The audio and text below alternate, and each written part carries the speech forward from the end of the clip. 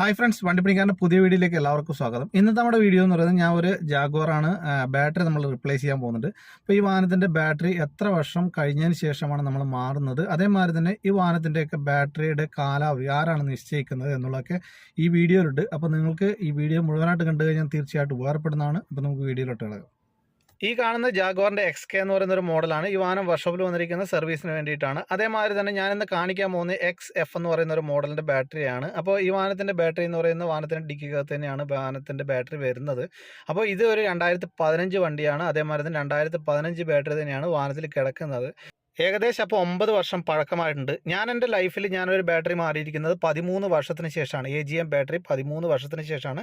അതൊരു BMW അപ്പോൾ ആരാണോ വാഹനം മെയിൻ്റനൻസ് ചെയ്യുന്നത്, അല്ല ആരാണ് വാഹനം കൃത്യമായിട്ട് ഡ്രൈവിംഗ് ബിഹേവിയറിനനുസരിച്ചിരിക്കും ആ വാഹനത്തിൻ്റെ ബാറ്ററിയുടെ ലൈഫ് എന്ന് പറയുന്നത്.